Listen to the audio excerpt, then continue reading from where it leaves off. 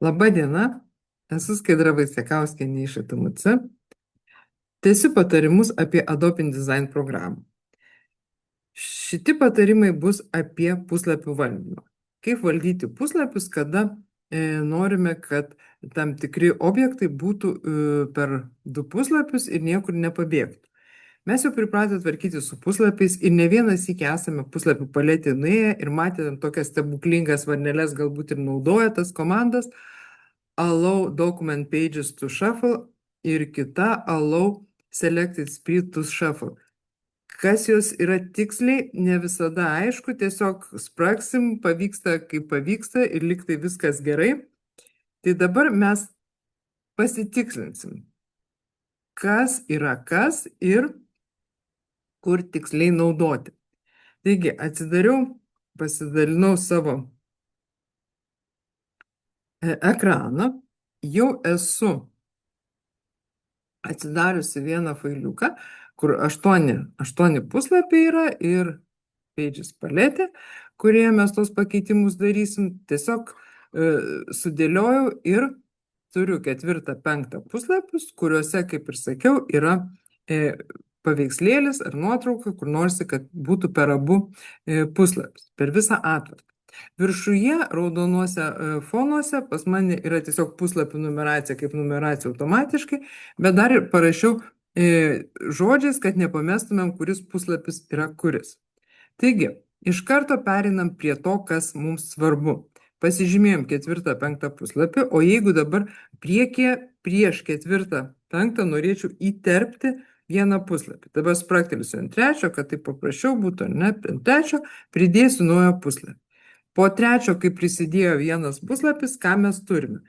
Turime, kad pasislinko mano tas paveikslėlis, 4 puslapis su daliniu, 5 nuėjo ir viskas pabėgo.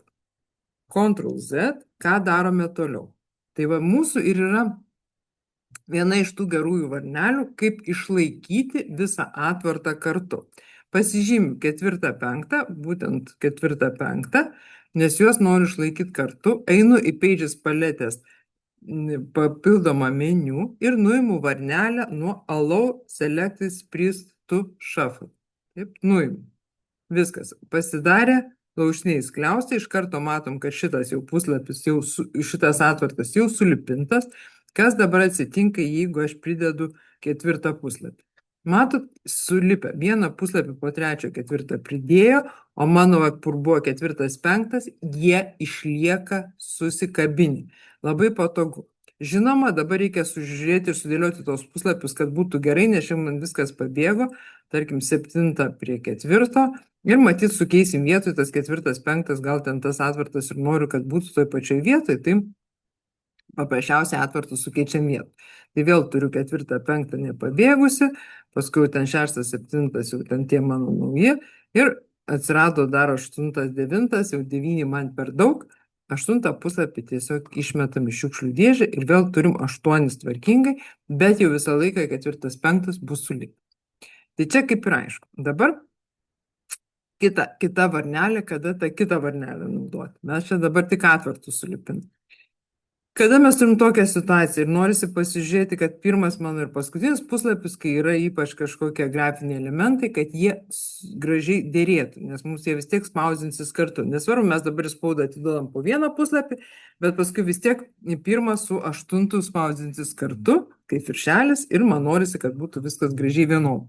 Jeigu aš dabar 8 puslapį atnešiu prie pirmo, kas atsitiko, viskas čia pabėgo, ne, viskas pasilinko ir pabėgo. To aš nenoriu. Tai va dabar ir reikalinga ta kita varnelė. Einame į Pages meniu, papildomą ir nuimam varnelę nuo Allow Document Pages to Shuffle.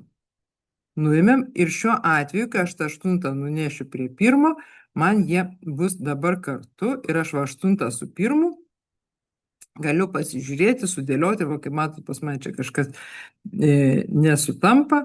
Gražiai ten sudėliojame, sulyginame, ten sudėliojam kažką, nupaišom, ką mums ten reikia ir jau mes turime tą, kaip sakyt, viršelį. 8 puslapį čia nelabai viršelis, bet tą atvartą, kuris iš išorės. Galime dar, aišku, tą numeraciją nuimti, čia kaip viršelis niekam netinka. Ir netgi va šitą atvartą iš karto galima kaip atvartą vieną padaryti PDF. Tik nepamirškite spritz uždėti. Adobe PDF presets, press quality, viršelis,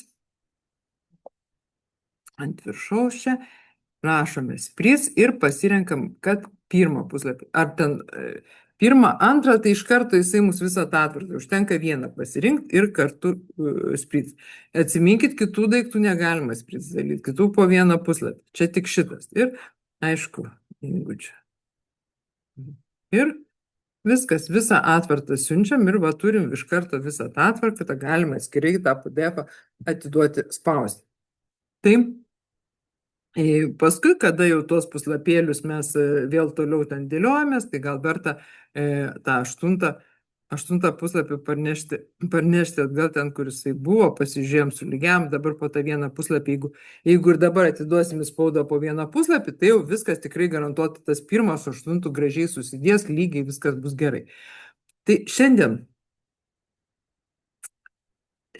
būtų tokie patarimai, tikiuosi, kad išaiškinau, kur tos dvi komandos skiriasi ir kur jos tiksliai galite jas panaudoti.